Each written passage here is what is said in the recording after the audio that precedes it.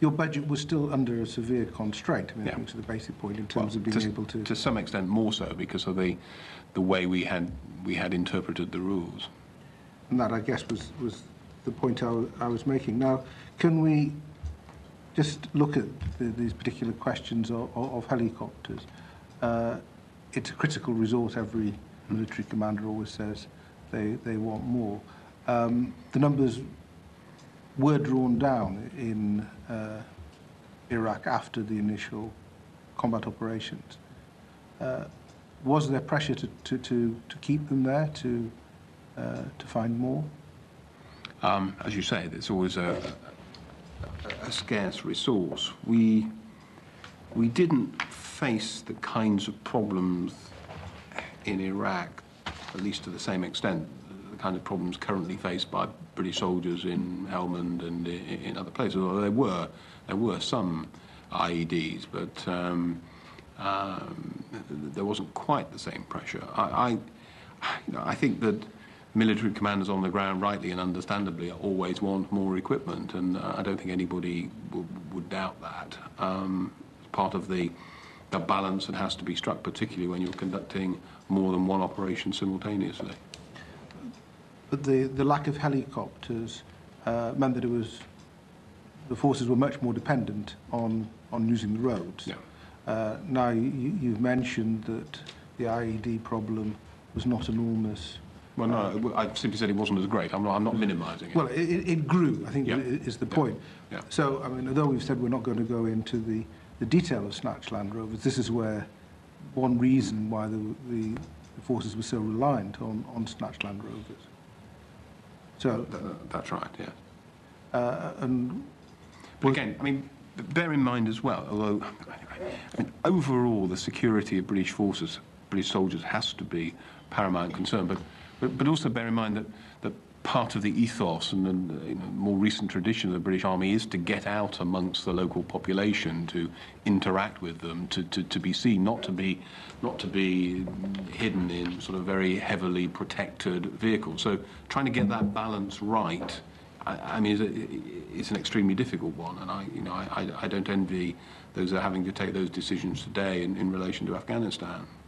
But the consequence of relying on snatch Land Rovers, because there wasn't really much else that could be used, was that as a single source of British deaths, this is one of the most substantial vulnerabilities of these two developments in IEDs. Were you aware of, was this concern brought to your attention?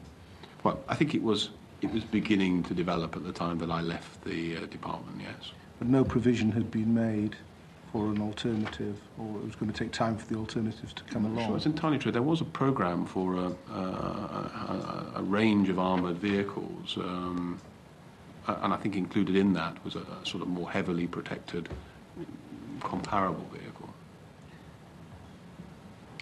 If we, are there other areas in which you started to see extra resources possibly being needed in Iraq, rather than sort of the steady drawdown? And we've obviously talked about very specific episodes, but in terms of the general provision of security for our forces. Well, I mean, I've already said that as far as the sort of day-to-day operations were concerned, we never had any difficulty in securing funding from the Treasury. If you're asking a wider question about what would I have liked to see in the general budget for the Minister of Defence, then I probably could give you quite a long list. But that probably would be true of every Secretary of State, of every government department at any time in history. And I mean, there were specific things that we would hope to have procured, but for financial reasons. It's also a question of troop levels as well.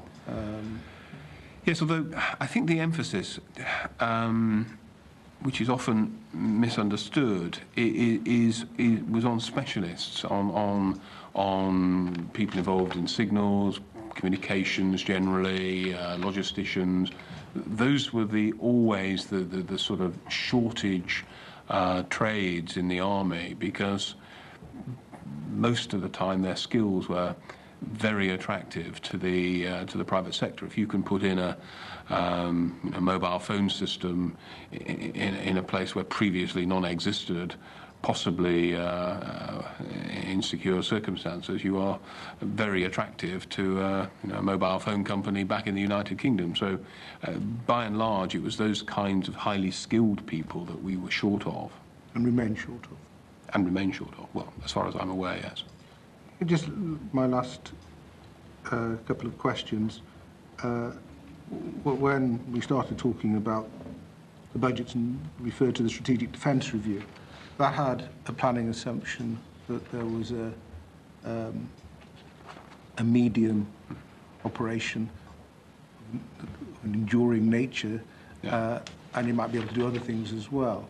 But there wasn't much provision for two operations. Well, I think one large, two medium is a kind of formula that... What means by large and medium? Iraq would presumably... One large or, not both. Yes, I was going to say. Yeah. In July 2004, the Prime Minister announced the intention to deploy the ARC, headquarters ARC, to Afghanistan. Did you envisage that this would mean a significant commitment for UK forces at that time? At that time, I didn't agree to it. Would you like to say more? I believe that it was necessary to reduce our commitment in Iraq before taking on what was a NATO mission. And I felt that at that time, given our commitments in Iraq, it was probably better to allow other countries to participate in that particular mission until we were in a better position to do so. And I felt personally that, largely influenced, I think, by the experience I'd had in the first part of my period in the MOD, when trying to conduct two operations in both Kosovo and Bosnia did lead to significant losses from our armed forces as people were simply being rotated from one theatre to another. So how was it that the Prime Minister was able to make that announcement? I don't think the decision was actually taken until after the election in 2005, to the best of my recollection. That was the substantial deployment, but the things were being set in motion. What was the military... Well, I think my agreement to it was, as I say, conditional. It was not, let's go and do this tomorrow. It was, we can do this once we are in a position to draw down on our numbers in Iraq. What was the military advice you were getting at the time on this? Well, I think, to the best of my recollection, it was consistent with what I said, that they wanted to be clear that they weren't going to be involved in two substantial operations simultaneously. Yet in practice, that's what happened. As I say, after I'd left the Ministry of Defence. So, just to be clear and to conclude, your advice while you were still Secretary of State was that it would be unwise until we had got out of Iraq or reduced our levels to a small number. I don't think I would have used the word unwise. What I was concerned about was the impact on our forces of trying to conduct those two operations simultaneously. I don't think I would have said it was unwise. These were always judgments that had to be made. But I felt that it would have been better to draw down numbers in Iraq before committing ourselves to a NATO operation in the south of Afghanistan. Thank you. Quite a long day. I think I'll just ask if any of my colleagues have any final follow-up questions. No. Rod? No. In that case, could I ask you, and give you the opportunity to say, are there any high-level lessons learned and indeed other final comments that you would have liked to have had a chance to make and now can? No, I don't think so. I'd be grateful for the opportunity of setting out my thoughts, and grateful to the inquiry for the care with which they have approached them. In that case, our thanks to you, our witness, and to everyone who's been here through the day, some of you throughout the day, I know. And with that, I'll close the session, but noting that at 2 p.m. tomorrow, we resume hearings with Mark Lyle-Grant, who was political director in the FCO at a late time, and after that, in the afternoon, with Sir David Oman, the Intelligence Security Coordinator. And with that, I'll close the proceedings. Thank you.